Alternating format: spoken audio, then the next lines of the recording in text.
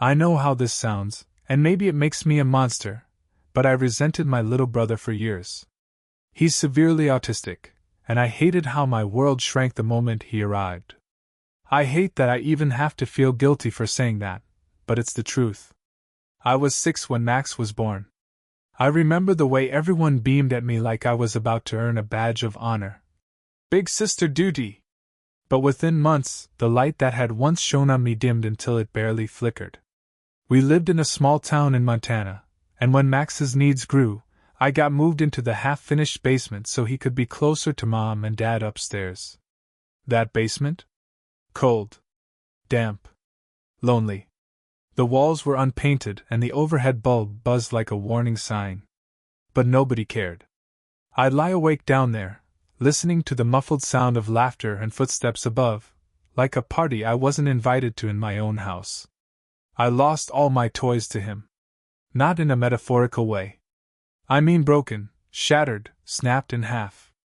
Max didn't mean to, but my books got ripped, my stuffed animals chewed, my art supplies smashed.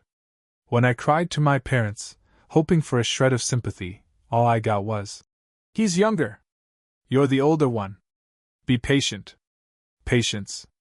That word became a noose. Then came the MacBook. I was 15, and school had awarded it to me for top grades and leadership stuff. I treated it like gold. It was mine. Until it wasn't. One afternoon, Max got into my room and destroyed it. Just annihilated. The screen was cracked, keys pulled out like teeth. I got chewed out at school, and at home? Nothing. No one asked what happened. They just assumed I was careless.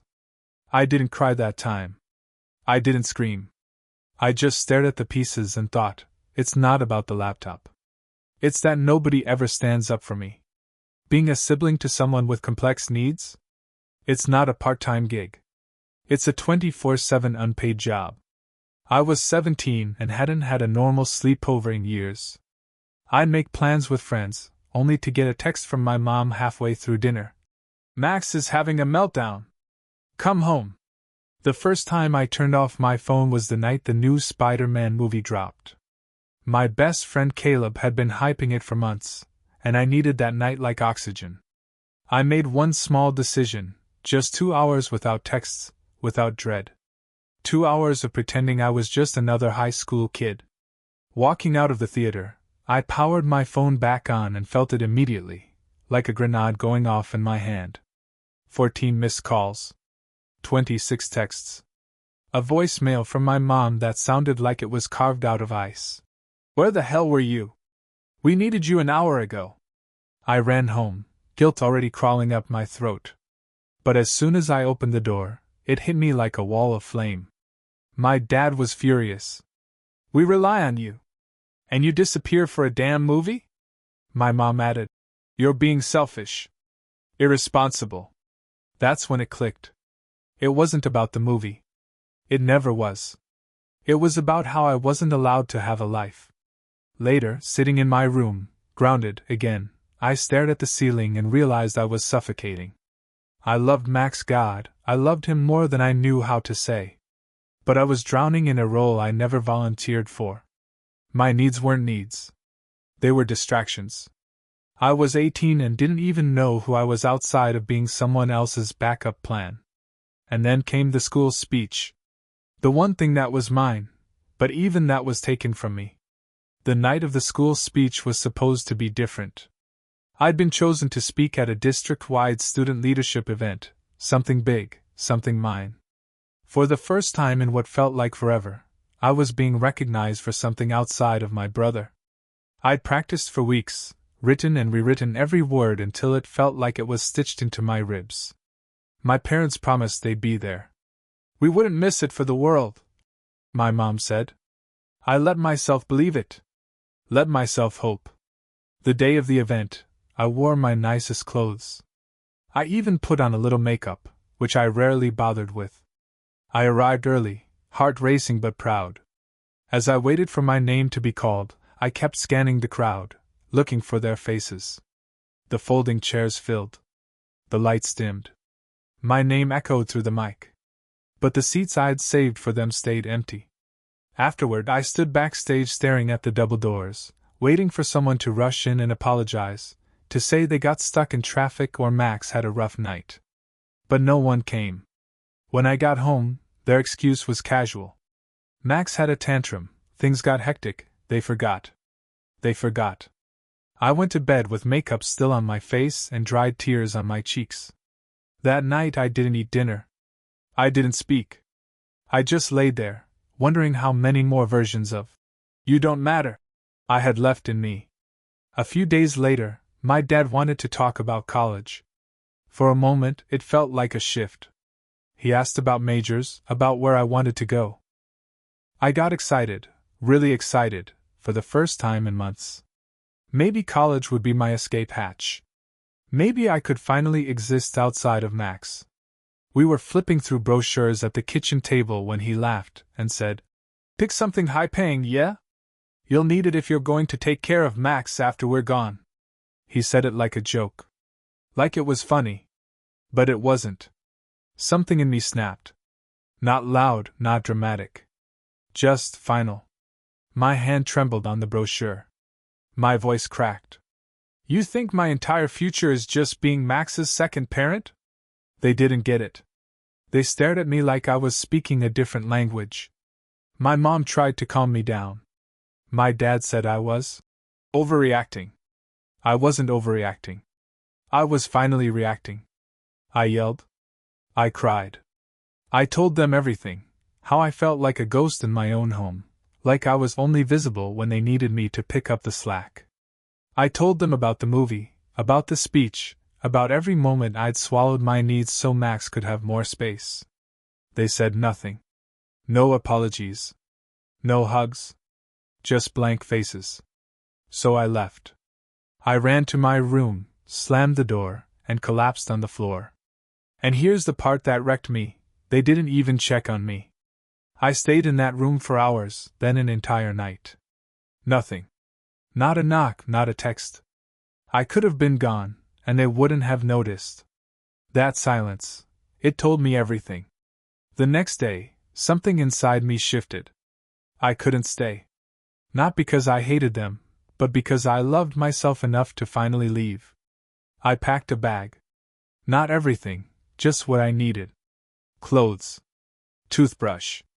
My notebook. I sent a quick text to the only person I thought might understand. My grandpa. He didn't hesitate.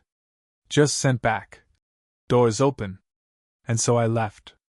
His house was small, old, and quiet. But in that quiet, I felt something I hadn't felt in years: peace. He didn't ask me to explain. Just made me a grilled cheese and put on an old western. We watched it in silence. That was the first time I exhaled without guilt. I stayed the night. Then a week. Each day, I felt myself returning. It wasn't perfect. But I was breathing again. And when I finally told Grandpa everything, he said something I never expected to hear. "That's not parenting. That's negligence." He was just getting started. Telling Grandpa the whole story felt like ripping out a wound that never healed right. I expected him to sit there in stunned silence, maybe give me a soft nod and a sad smile. But when I finished, he didn't look sad. He looked furious. I told him everything: how I'd practically become Max's live-in caretaker, how every ounce of my teenage years had been sacrificed for someone else's needs, how the only time I'd ever felt seen was when I wasn't home. I told him about the movie incident, the missed speech, and the joke about college that felt less like a joke and more like a life sentence. When I got to that part, the one where my dad said I'd need a high-paying job to care for Max once they were gone, Grandpa's jaw clenched so tight I thought he might break his teeth. Then I told him something I hadn't even processed until I said it out loud: Max was supposed to have professional help. Real help. But somewhere along the way, my parents had stopped showing up for appointments, ignored the social worker, and just put it all on me. That's when Grandpa stood up. He didn't raise his voice, but his presence filled the whole room. He called it what it was: abuse. Not just neglect, not just unfairness. He said no kid, no matter how responsible, should be forced into a role like that, especially not while the people who should be doing it lied to everyone else and collected sympathy. He said something else too. Something I can't repeat. All I'll say is it was the first time I'd ever heard him use that kind of language about his own son. Then came the part that cracked everything wide open. My parents had been telling the rest of the family that Max was under full-time care. They'd been collecting money from relatives to cover the specialist, saying he needed advanced behavioral therapy and full-time support. But there was no caregiver. There was no therapy.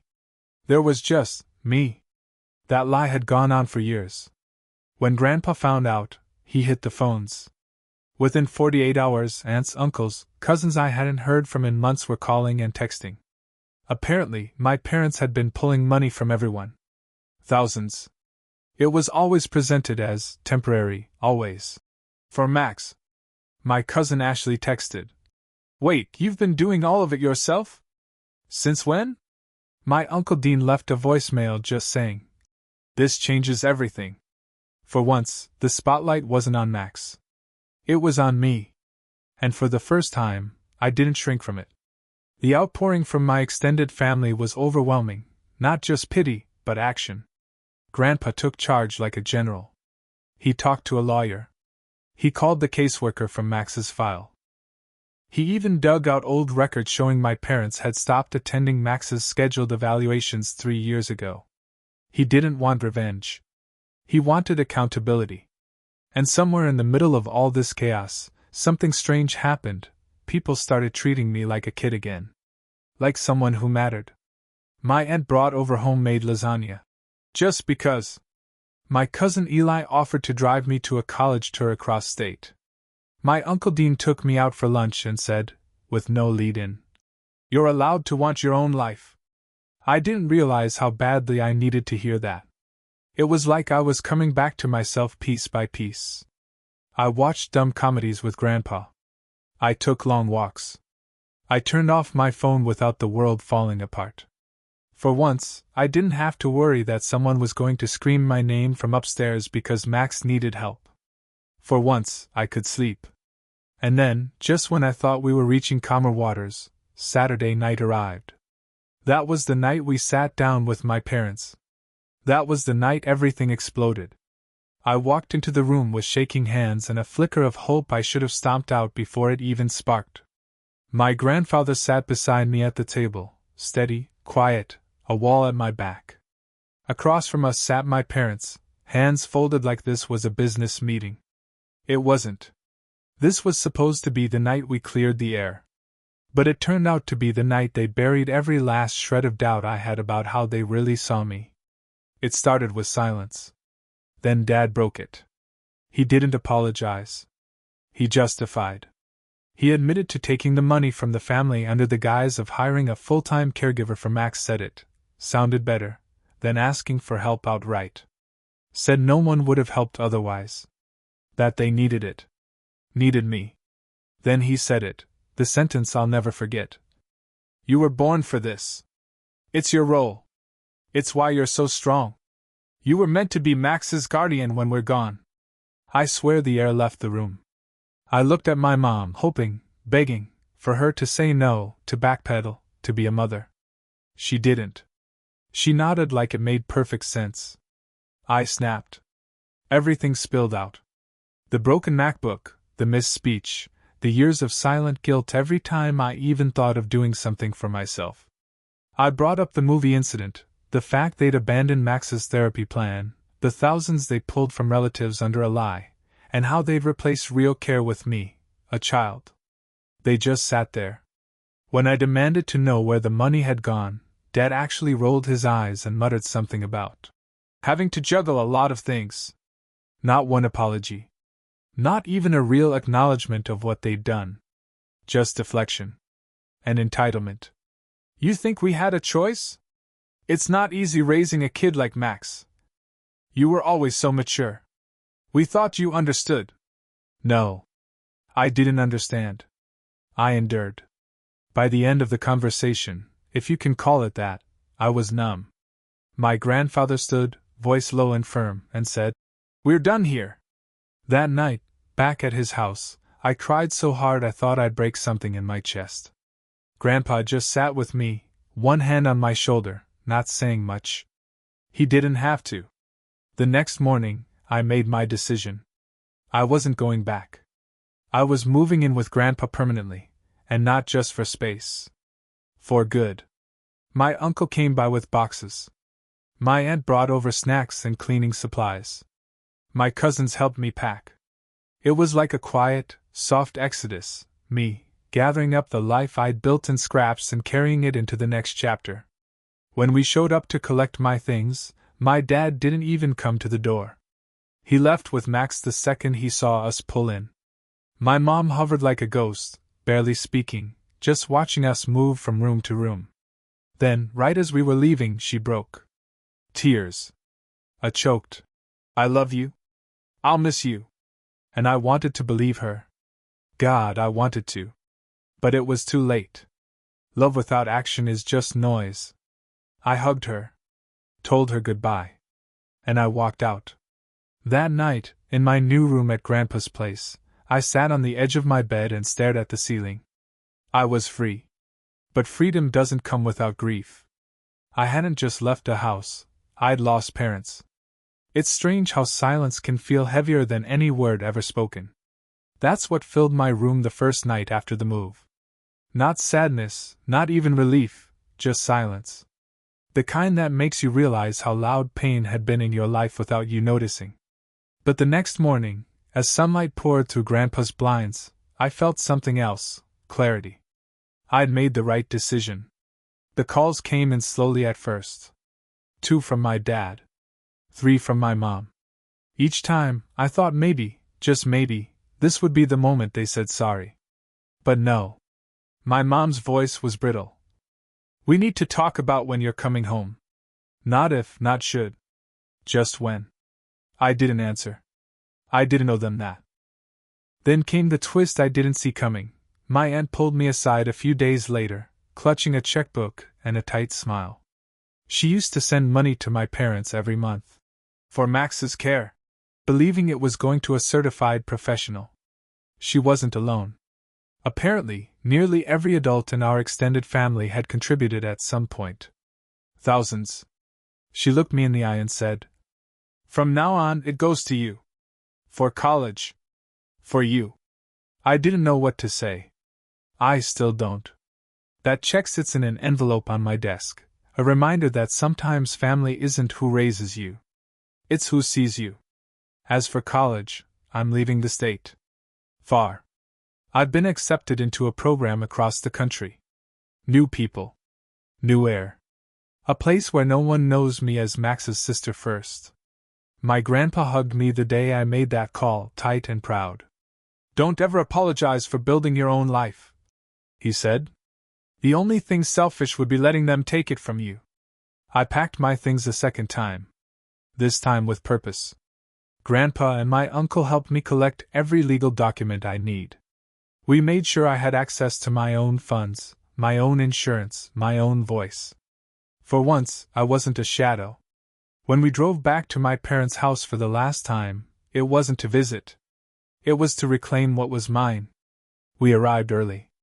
My dad left again without a word. Mom stood in the doorway but didn't stop us. Maybe she couldn't. Maybe she knew this was it. When we finished loading the car, she broke down again. She told me she loved me. That she didn't mean to hurt me. That she hoped one day we could fix things. I hugged her. But this time, I didn't carry the weight of that hope with me. I left it there. At Grandpa's house, sitting in my new room, I finally allowed myself to say what I hadn't said aloud in months. I don't hate my brother. I never did. I hated the role I was forced into. I hated being invisible. I hated the way they treated my love like a currency to be spent and never repaid. But Max? He's just a boy. A boy who never asked for this either. I don't know what the future holds between me and my parents. Maybe there's healing one day. Maybe not.